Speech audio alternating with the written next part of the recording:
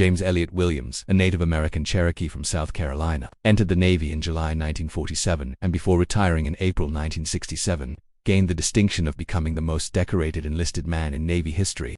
When he retired from active service, he was employed with the Wackenhut Corporation and in 1969 was appointed to the U.S. Marshal Service in South Carolina. He also became an instructor at the Federal Law Enforcement Training Center, Glencoe, Georgia, and also served at the U.S. Marshal Service headquarters in Washington, D.C., until his retirement from federal government service.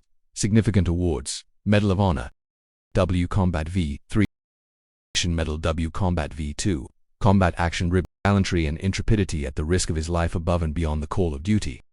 Williams was serving as boat captain and patrol officer aboard river patrol boat PPR 105, accompanied by another patrol boat, when the patrol was suddenly taken under fire by two enemy sampans. Immediately ordered the fire returned, killing the crew of one enemy boat and causing the other sampan to take refuge in a nearby river inlet. The U.S. patrol encountered a heavy volume of small arms fire from enemy forces, at close range, occupying well-concealed positions along the riverbank.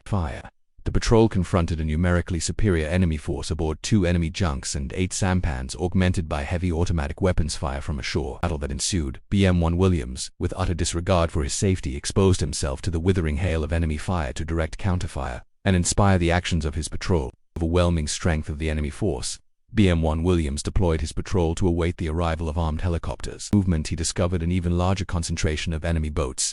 Arrival of the armed helicopters. He displayed great initiative and boldly led the larger concentration of enemy boats, not waiting for the arrival of the armed helicopters. He displayed great initiative and boldly led the patrol through the intense enemy fire and damaged or destroyed 50 enemy sampans and 7 junks. Action completed, and with the arrival of the armed helicopters, BM-1 Williams directed the attack on the remaining enemy force, now virtually dark, and although BM-1 Williams was aware that his boats would become even better targets, searchlights turned on to better illuminate the area and moved the patrol perilously close to shore to press the attack. Despite a waning supply of ammunition, the patrol successfully engaged the enemy ashore and completed the rout of the enemy force. BM-1 Williams, who demonstrated unusual professional skill and indomitable courage throughout the 3-hour battle. The patrol accounted for the destruction or loss of 65 enemy boats and inflicted numerous casualties on the enemy personnel.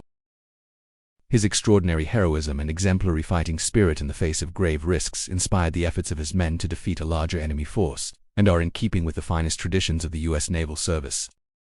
On October 13, 1999, and was buried at Florence National Cemetery in Florence, South Carolina. Petty officer of the Navy, speaking at the funeral, said, "Grateful for the leadership and commitment he showed his sailors. Petty Officer Williams was an amazing sailor." Retired Rear Admiral who commanded Williams in Vietnam remarked, "Willie did not seek awards. We did not seek to make him a hero. Of time and place, and the enemy's presence did that. Investigation of each incident that he never placed his crew nor his patrol boats in danger without first ensuring the risk was calculated and that surprise was on his side. Of mind not to endanger friendly villages, he inspired us all, junior and senior alike. Honor to have served with the man who truly led us all with his example of unselfish devotion to duty."